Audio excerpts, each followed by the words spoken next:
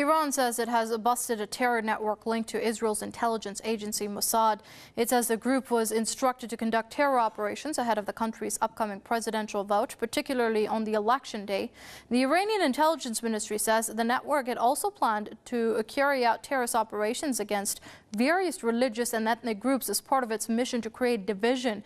It says the network had 12 members, with its leader coming from a regional Arab country. All members have been identified and arrested and their weapons confiscated. The Iranian intelligence ministry says the group's leader was in contact with the central command in Britain. The ministry says it has the names and pictures of foreign intelligence officers active in the network and will release them if need be.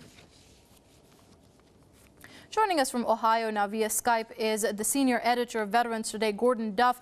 Mr. Duff, this is not the first time that such a spy network has been busted in Iran. We've also witnessed the assassination of Iranian nuclear scientists by groups which trace back their roots to these very groups that have been named here, namely Mossad and also Britain. What do you make of it, first of all? Well, one of the most important aspects of this is the multinational nature of the force itself. That you have Arab nationals tied to an unspecified country. That clearly the Mossad handlers were Mossad MI6 handlers. Very similar situation to the one we're seeing in Syria right now. And these attacks, some of which we've heard were scheduled to go on during the election, but to be against not only Christians in Iran, but Iran's Jewish population, which is a terrible embarrassment to Israel that Jews have total religious freedom in Iran. That, of course, has caused them to be targeted as well.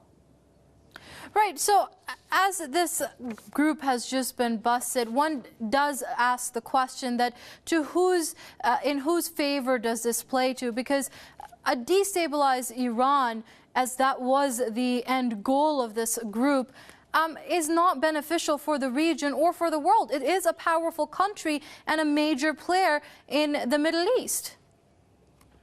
I think the key issue in destabilizing Iran is to burn the Russians, who have come in strongly on the side of Syria in aid of both Syria and Iran. They want to breed dissension within the region. And additionally, of course, the part of the effort is to seriously injure the economies. Frankly, this targets Britain and the United States, because this destabilization is going to push oil prices and fuel prices even further. Okay, we're going to have to leave it there. Senior editor of Veterans Today, Gordon Duff, joining us via Skype from Ohio. Mr. Duff, as always, it's a pleasure having you with us here on Press TV.